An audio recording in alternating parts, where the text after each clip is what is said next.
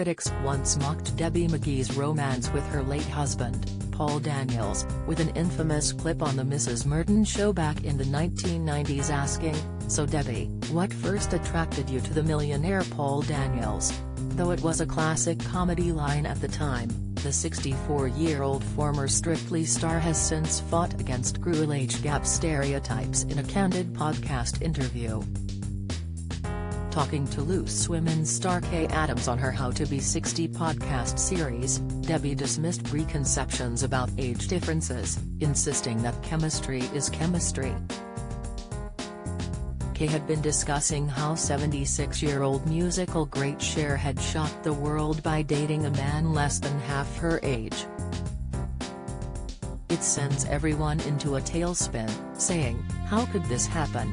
And in typical Cher fashion, she says love doesn't do maths, she recalled.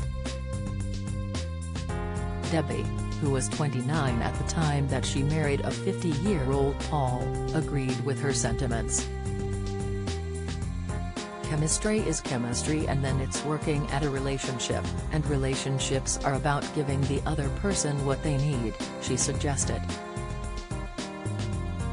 She then shared her secrets on how to make intergenerational romances run smoothly. "Me and Paul had ups and downs, everybody does, but we had this theory, that, it's not give and take, it's give and give," Debbie added. "When you get cross with a partner, it's usually because you've expected something often that they don't give you.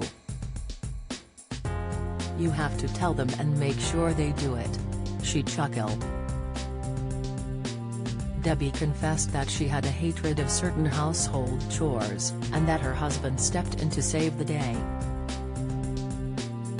"He put the rubbish out and made the beds, because I hate making beds. I know that sounds quite right, but in a relationship it's about the small things being so much more than big things," the radio star exclaimed. Kay cautioned that it was important to be wary about getting into a transactional mindset and refusing to do things for a partner if they hadn't done something. "Then you can incrementally move apart from each other," she mused.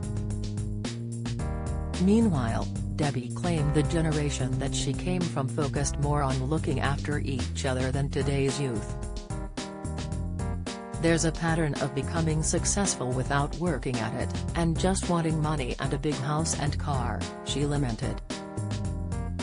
She added that she had got through bad days, including the come down after her previous stint on Strictly Come Dancing was over, by doing things to help other people. Debbie recalled that her husband had been equally conscientious about putting the work in for an important relationship. On one occasion, when the pair had been working 7 days a week on the legendary magic shows they created as a duo, Paul had still found a way to secretly snare a day off for her, and he then took her to Paris for a romantic lunch. "Other men hated him because he did all sorts of things which were just so wonderful," she joked. Recalling another romantic gesture, she added, "He said I wish I'd never married you and then we could do it again."